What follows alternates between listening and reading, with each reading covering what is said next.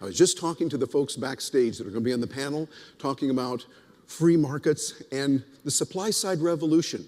Is it still here or is it not here? Well, the people that are going to help you on that are really smart.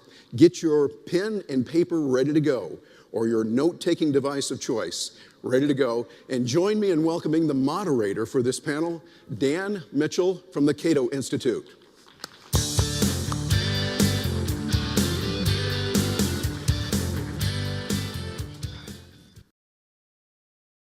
Ladies and gentlemen, the free market, supply-side revolution, Republican Party, Donald Trump, what can we say about any of that? I was just at a breakfast where, all right, everyone's coming on board. I was left here on the podium. I thought, oh my goodness, I have to start talking. But I guess I'll continue talking unless the moderator wants to come back in and bump me off. I'll get my thoughts out of the way about the supply-side revolution because I'm both optimistic and I'm pessimistic.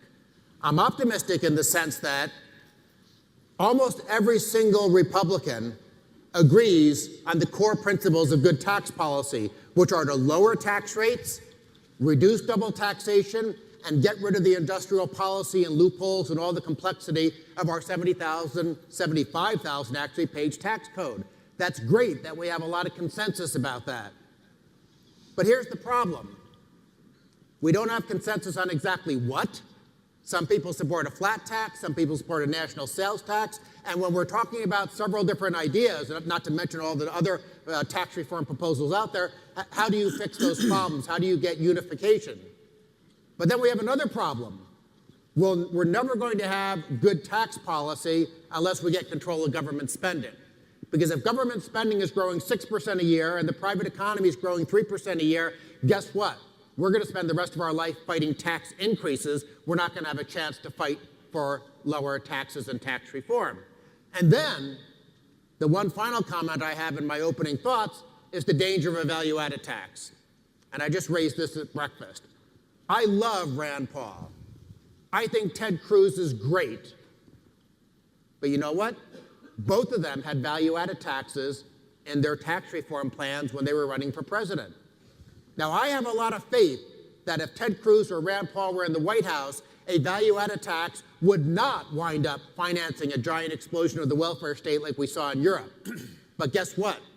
Neither one of them, if they had gotten elected and adopted their tax reform plans, neither one of them would have been president forever.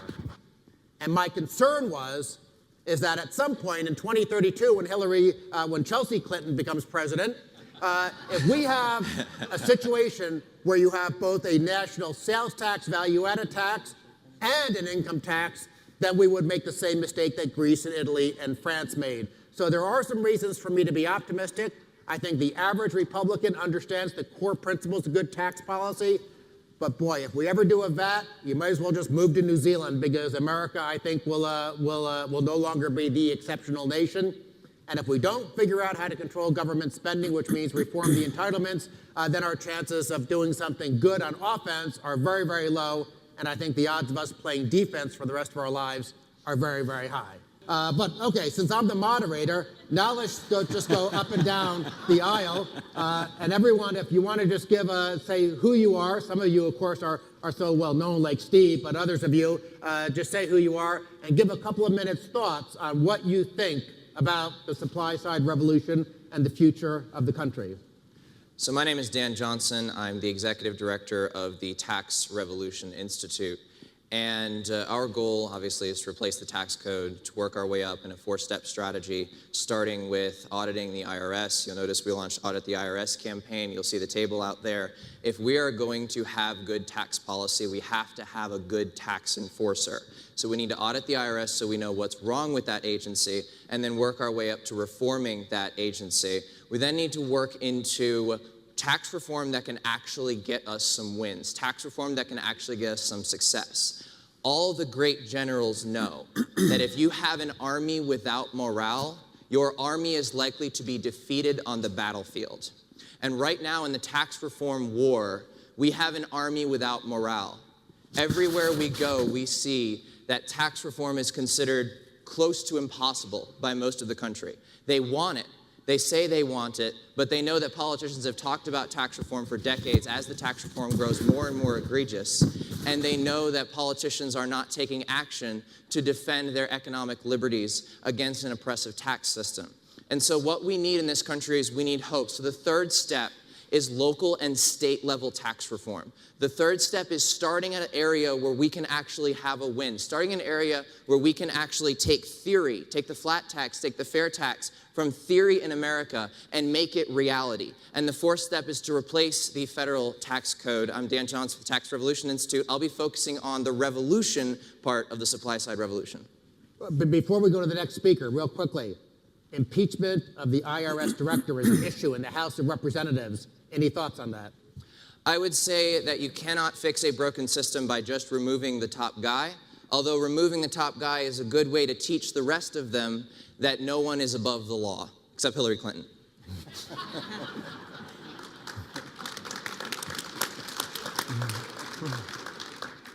All right, sir. Andy Puzder. I am the CEO of CKE Restaurants. We own Carl's Jr. and Hardee's, which is probably more familiar to most of you than CKE Restaurants. The mic. I can't turn it on. They turn it on remotely. Is it on now? Yes. All right. I'm Andy Puzder, the CEO of CKE Restaurants. Most of you will know that as Carl's Jr. or Hardee's. I am very, very much a supply sider. I think we need to revise the tax code to generate growth. We've got three proposals out there right now, really. We've got Hillary Clinton's, Paul Ryan's, and Donald Trump's. The Tax Foundation found that Hillary Clinton's tax plan would reduce GDP over 10 years by about 0.1% and cost us about 330,000 jobs. Now, in fairness to Hillary Clinton, her plan wasn't intended to generate economic growth. It's intended to redistribute income. So it's it's really accomplishing its goal. Paul Ryan's plan, the plan that came out with the Better Way plan out of the House of Representatives, was analyzed by the Tax Foundation, and they found there would be 9% GDP growth over that same 10-year period and about 3 million jobs created. Donald Trump's plan would create about 11% GDP growth and 5.3 million jobs. Now, the difference between Trump and Paul Ryan is the debt. The Trump plan has been, according to the Tax Foundation, would generate about $10 trillion in additional debt over a 10-year period. Steve Moore, who's not here this morning, and Larry Kudlow, friends of Steve Forbes and mine, are working with the Trump people to come up with a tax plan, and Steve guarantees me that the increase in the deficit will be much, much smaller than that, to the extent there is an increase in the deficit. They're coming out with a plan shortly. But the difference is, in this country, we need economic growth. Economic growth will solve many of the problems we have in this country. It'll create jobs. It'll increase the labor participation rate. It'll increase incomes. When employees are competing for jobs, wages go down. When employers are competing for employees because there's more jobs, wages go up without a minimum wage increase. So we've got a lot of problems in this country that could be resolved by more supply-side oriented tax policy, and I'm sure hoping we elect the individual out there who currently has a supply-side pro-growth policy, who is Donald Trump. Steve.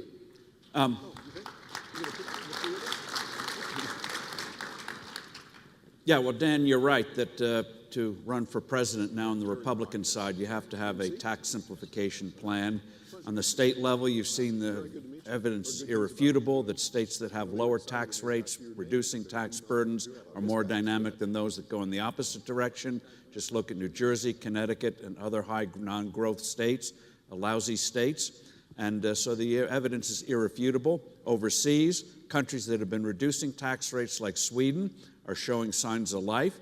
Britain, the same thing, reducing their corporate tax rate, eventually down to 15%. We're still stuck at 35% on the federal level.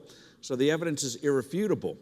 But where the work has to be done, and this is where we've got to get more active, is that none of these candidates made the tax issue their foremost issue or a foremost issue and led with it. Very nice to have position papers, but if you don't relate it in a way that people realize this is going to raise my income, this is going to give me good job opportunity again, you've lost it. Jeb Bush had a very nice tax plan. He had a very nice theme, 4% GDP growth. I knew what he meant. I knew about his tax plan, But you say 4% GDP growth, to most people that sounds like a hair formula. You know, Rogaine, 4% GDP, better than ever before. They never related it in a way that people could say this is the way to go. And so as a result, tax reform is going to have to is not going to get the kind of national mandate it should on the national level. That's why I hope congressional and Senate candidates do it. And in terms of the what Congress put out there, very nice, much better than what we have today. But by golly, if you're serious about tax reform, you just can't do little pieces at a time. They learned that in '86 when they started to hit a few tax shelters. They discovered if they're going to hit one, they have to hit them all. You can't leave exemptions in. You got to sweep the thing away. So I hope when they get serious about tax reform next year, they're going to realize you either do it or you don't.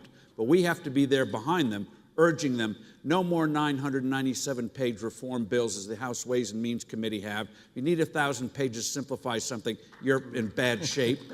And in terms of the tax code, as I mentioned the other night, make the moral case for it. That whole thing should just go out. And we shouldn't be bashful or try to be, quote, realistic, unquote, about it. Go all the way, because if that thing sticks around like a monster, some of these weeds, they're just going to grow back again, and it's a moral issue. Our resources should be devoted to improving the lot of human life, not appeasing tax shelters and worrying about deficits and things like that. Yes, we have to worry about spending. That's resources. But by golly, if we get the tax code right, then we can do the other big things to get this country truly great again. Not a slogan, but a reality. Okay. Let me ask you, Steve, if you can do it in as close to a one word, and actually if you could too as well, sir. Do you think Donald Trump is serious about his plan or not? I don't care if he's serious, unserious, very serious, non-serious, beautifully serious, hugely serious. The key thing is, would he go along if this started to perk up? Economy, he knows this. If he's elected, he knows his success depends on a vibrant economy. And if this is a tool, I don't care if he has read my books or anybody's books. If he pushes it, it'll get done. And that's the key thing, to create the environment where people who may not be into this the way some of us here are will let it happen. Will let it happen. And Paul Ryan will push it. I think he knows what needs to be done. He knows he's got to do more than what he put out on the table. And by the way, just as a parenthesis, nothing to do with taxes, I'm glad to sit next to a man who heads up a good health food restaurant. Well, now, Thank you. And I want to know where that Rogaine you were talking about is. did you want to have an opinion on the Trump plan? Well, in terms of the Trump plan, I was glad that he realized to get elected, get the nomination, he had to put something on the table. That's step one. Realize you have a problem, put something out there, then we can massage it and make it truly great. All right, Grover? Sure. Dan, the question for the session was, is the supply-side revolution over? And I'd argue that it's been stalled in Washington, D.C., because we've had divided government, and it's the issue the Republicans and Democrats disagree on more than any others. There's some Democrats and some Republicans that will have various views on other issues, but on taxes, it's pretty much two teams going in two completely different directions. But there is a supply-side revolution going on around the world and in the states. And the reason is there are 57 states, and so they all compete with each other to provide better government. And you can look at states that are more successful versus less successful, and the high-tax states have less growth and fewer jobs, and the low-tax states do better. And the same thing internationally. That's why even these countries that we think of as hopelessly socialistic in Europe have been taking the corporate tax rates down to where their average corporate tax rate is about 25%. We in the United States, the free market United States, we're at 35 because we're under the impression we didn't have to compete with anybody. But all those countries that you can't swing a dead cat around and not cross a border, they do know they do have to compete with other countries because you can touch them. That has given us some very good tax reduction at the corporate rate, particularly at the corporate rate, because of the international competition in Europe and other countries. So looking at the rest of the world, there's a supply-side revolution of tax cuts where there is good competition. At the states, you're seeing it. North Carolina's decided they want to go to zero income tax in that state. Those states that have flat rate taxes, even Massachusetts, Illinois, their income taxes are lower than the states that have graduated income taxes. In addition to tax reform, which I think we should always explain needs to be tax reduction, because the other team is willing to do tax reform. Hillary has a $1 trillion tax increase she wants to call tax reform. And as we move for lower taxes, we need to also make sure that we make the case that there should never be a tax increase, and that's how you get to the spending side. The Taxpayer Protection Pledge that my organization, Americans for Tax Reform, shares with all candidates for president, House, Senate, state legislature, governor, is just a commitment: I'll vote against or veto any net tax increase. Once you've done that, then you have to have a conversation about spending. If tax increases are on the table, spending cuts, spending reform, government reform never gets on the table, because they can always solve your problem. You know, you don't have enough roads, don't do Davis-Bacon, don't change labor law, don't change contractor law. We'll just raise taxes and fix the problem, whatever spending needs you have. Taking tax increases off the table, tax hikes are what people do, politicians do, instead of governing, instead of reforming government. So if you don't let them raise taxes, you actually drive them into government reform. And to your point on the value-added tax, the danger we always face is people who promise to bring a new tax in to reduce other taxes. New Jersey in 1965 had no sales tax, no income tax, very high property taxes. We must do something about property taxes. Let's have a sales tax, and that will reduce the property tax. They brought in the sales tax. Then 10 years later, 1976, 77, they said, you know, we have very high property taxes. Let's bring in an income tax. That's the way to get the property taxes down. Now, New Jersey has very high property taxes, a very high sales tax, and income taxes. If you have one or two tapeworms, and you say to yourself, I wish these tapeworms weren't so large. Here's my plan. I'm going to swallow a third tapeworm.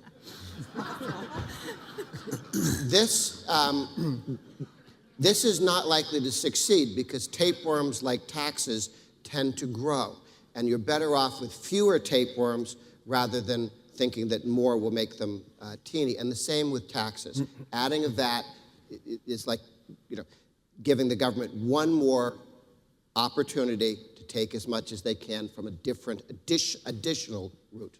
By the way, I'm a resident of New Jersey. When that income tax was passed in 1976-77, it was not called, the act did not contain the word income tax. It was the Property Tax Reduction Act. They didn't even use the word income tax. Before we move on, Grover, has the Donald signed your pledge?